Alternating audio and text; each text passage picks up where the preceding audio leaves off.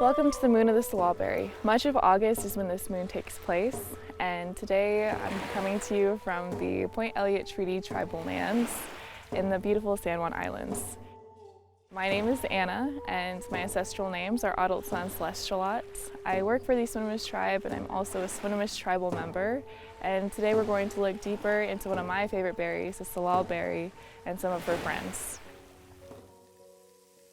Here we have my friend Salal, otherwise known as T'aka in Lushootseed, T'aka. And another name for this fun berry is the laughing berry of the forest. So these have hanging berries from the stem, and they usually come in odd numbers, anywhere between 5 all the way up to 15. And they also have these signature, round, smooth, waxy leaves. A good way to identify salal is its leaves. As you can see here, the leaves are smooth on the edge with only one point at the tip, and they are veiny and a dark green color. They also have a waxy texture to them. The newer leaves, which are light green, are a lot softer, and they grow near the top of each of the plants. Another good way to identify salal or T'aka is looking at the bottom of each of the berries. There's a small star, and that's how you can tell that this is salal as compared to other berries. They usually grow to be about 4 feet tall, so the next time you're in the forest, be on the lookout for this beautiful understory plant.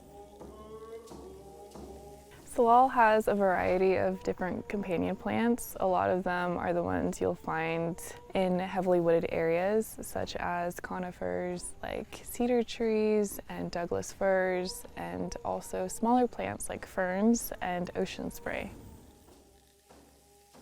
Salal is filled with medicine. From its berries to its leaves, there are a lot of different healing properties that this plant can offer. The berries themselves are exceptionally high in vitamin C, fiber, protein, and even omega fatty acids. And the leaves hold a lot of medicine as well. The younger leaves are better to use if you're going to be using them for medicinal uses. You can pull them off and you can dry them and use them for tea. They're great for things like pulling out sickness that you have in your throat, such as a cough or a cold.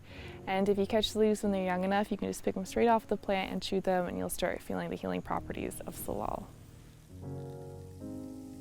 Pemmican is a high-energy food that was traditionally used to support hunters and gatherers during their respective seasons.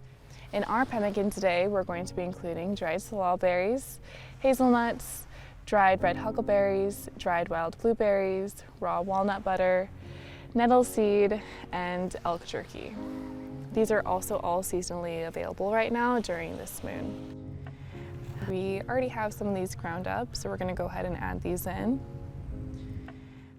And then we're going to add in the dried salal berries, the dried nettle seeds, and these are a great source of energy to add to pemmican.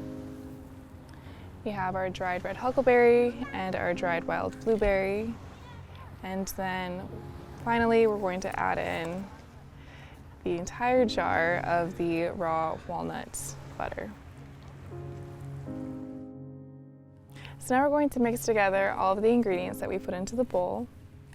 And after you kind of get it to a good texture enough that it will be able to stick together, you can go ahead and use your hands and start to form a ball.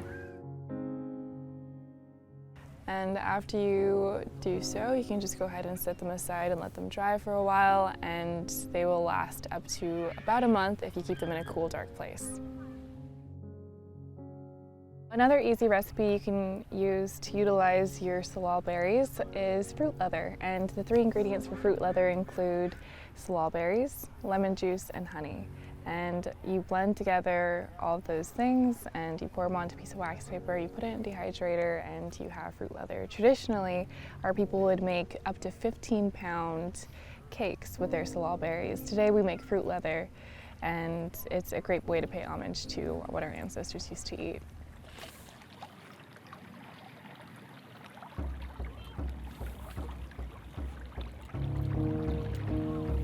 The moon of the Salal is known for being one of the busier months in the 13 moons calendar year. One of the things that our people have traditionally done and still do to this day is beach seining. And one of the locations that they do this at is at Lone Tree Point. We're down here at Lone Tree Point, on the Swinomish Reservation. I'm Brian Porter. I'm from the Caillou family. My great-grandmother was Aurelia Hilaire. My great-grandfather was Gaston Sr. And he was the one that introduced everybody to beach seining. When I first started fishing, I think I was 10 years old. And my grandpa used to take us out to Swinomish Beach over here, and we'd go gill netting. When it was beach seining, we'd come over here and run around the beach and learn how to beach seine, which is something that we've done as a tribe for a long time, as long as I can remember. My grandparents, my great-grandparents, they all beach seined at one time or another. Swinomish, we consider ourselves all salmon people. Maybe smoked it or salt brine or something, but there was always salmon on the table. And this was probably one of the reasons why, is because of this fishery. You can imagine back in the day when that was food sources. You just come and you would fish and dig clams and catch crab. And that was you would set the table. When the tide is out, the table is set. So that was kind of how the elders talked to us. Grandma used to tell us, my Hilaire grandma used to tell us, watch for the salmon berries. If there's a lot of salmon berries, there's going to be a lot of fish. Another teaching is things that we're all connected. Like we have the discussions on the southern resident killer whale and how they live off of Chinook salmon. If we were to take too many Chinooks, what would that leave the killer whale or any of the other species, even this harbor seal? Where are they going to live off of? We can't just think of ourselves. We got to think of others. So that's what I would instill, and that's what I teach, my kids.